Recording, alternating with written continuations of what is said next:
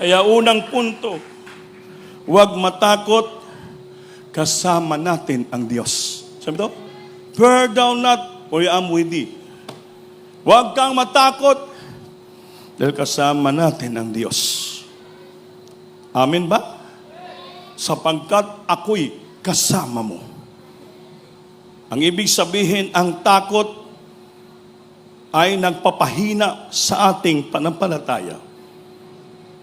Ang takot ay nagpapahina sa ating pananampalataya. Pag matakot-takot ka na, mawalan ka na ng pananampalataya. Amen ba? Amen?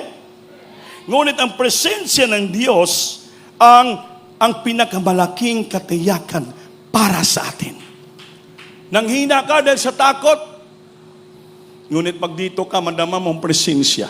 Sabi dito, ang presensya ng Diyos ang pinakamalaking katiyakan para sa ating buhay na tayo po'y babalik ang ating kalakasan. Palakpakan po natin ang ating mahal na Panginoon.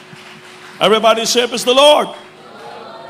Halimbawa, tulad ng isang bata na panatag kapag hawak ang kamay ng kanyang magulang. Amen ba? Yung bata, pag lumalakad yung bata, pahawak-hawak siya, hawak niyang kamay ng kanyang mama o papa, naging confident siya, naging panatag siya, na hindi ako matumba dahil kasama ko, nahawakan ko ang kamay ng aking mama at aking papa. Ganon din ang Panginoon. Pag mapalayo ka sa presensya ng Diyos, hindi ka maging panatag, hindi ka magkaroon ng kapayapaan, hindi ka magkaroon ng kalakasan. Kaya kailangan, huwag tayo lumayo sa ating Panginoon. Palagi tayo dito sa gawain, palagi natin sambahin ang Panginoon dahil sa Biblia, I will uphold thee with the right and righteousness. Uphold, hinahawakan tayo ng kamay ng Diyos na katwiran. Sa ng bata, pag lumalakad, hinahawakan ng kanyang papa, mama, naging panatag, maging matapang siya. Bakit? Alam niya, may malaking kamay, humahawak sa kanya. Lalo na sa atin. Sabi ng Biblia, I will help thee, I will uphold thee with the right hand of my righteousness. Amen ba? Everybody say, praise the Lord. Praise the Lord.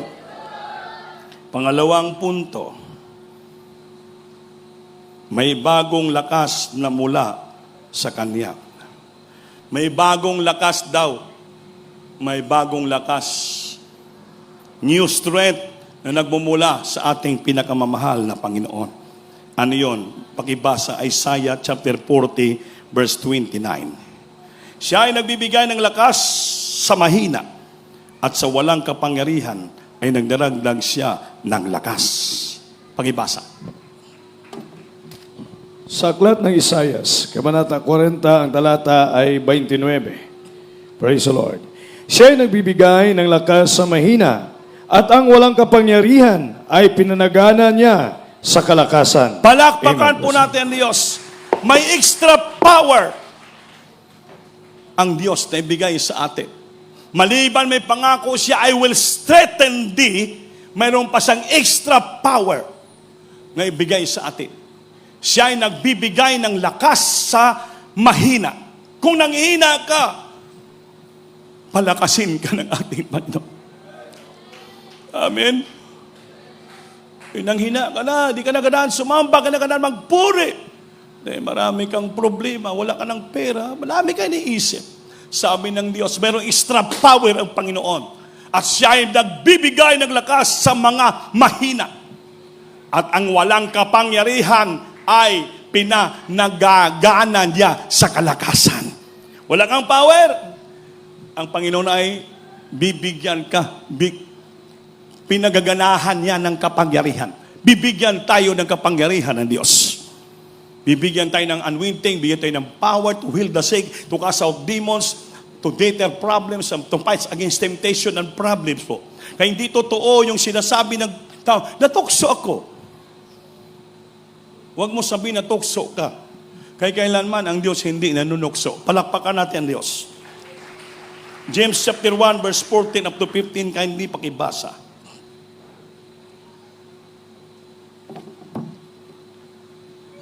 Praise the Lord. Sa Aklat ng Santiago, Kabanata 1, ang talata ay 14 hanggang 15. Praise the Lord. Kundi ang bawat tao ay natutukso pagka nahihila ang sariling masamang pita at nahihikayat. 15. Kung magkagayoy ang kahalayan, kung maipaglihi ay manganganak ng kasalanan, at ang kasalanan, pagka malaki na, ay namumunga ng kamatayan. Amen. Palakpakan po natin, Diyos. Sabi dito, may limitasyon ang lakas ng tao. Amen ba? May limitasyon ang lakas ng tao kapag isinuko natin ang ating kahinaan. Doon kikilos ang kapangyarihan ng Diyos. Huwag suluhin ang mabibigat na pasanin. Palakpakan po natin ang Diyos. Lahat ng tao, may limitasyon ang lakas ng tao. Even Moses, the prophet of God, nung sila'y lumabas kasama ng Israelita, lumabas siya sa Ehipto, dahil lumaya siya bilang prinsipi. Kaya gusto niya hanapin ang Diyos. Hanapin niya ang Panginoon sa Mount Sinai. Dahil sabi ng tao na namatay, sabi niya, pag namatay ako, yung lalapit tutulong sa akin siyang mensahero na magligtas ng Israelita. Nangyari po yun.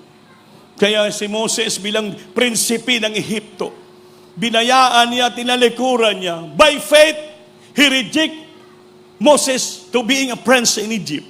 Hinanap, tinulungan niyang mga Hebrew slave. Kasi isang pinili, hinirang ng Diyos nga siyang gagabitin para maging messenger, maging tagapagligtas ng Israelita. Umalis si Moses sa Ehipto, lumakad ng ilang taon.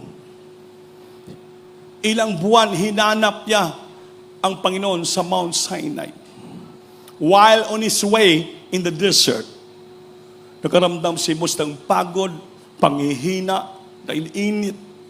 Ang katapusan niyang dalang tubig, piniga niya, ininom. Sabi ng author sa Ten Commandments, in the last strength of a man, the Lord is with thee. Sa katapusan lakas ng tao, ang Diyos ay andyan na sa kanya. May limitasyon na lakas ng tao. Ngunit kapag isunuko natin ating kahinaan, hindi na natin kaya, doon kikilos pa lang ang kapangyarihan ng ating mahal na Panginoon. Huwag natin suluhin ang mabigat na problema pasanin sa ating buhay. Isang guni mo sa Panginoon. Hindi mo rin pwede sabihin sa iyong kapwa ang iyong problemang personal. Dahil yung kapwa mo, pariyo mo rin kapwa, limitado ang kanyang lakas. Hindi niya ibigay ang lakas para sa iyo. Para ma-resolve ang problema mo sa iyong personal na bagay. Hindi po. Ikaw lang.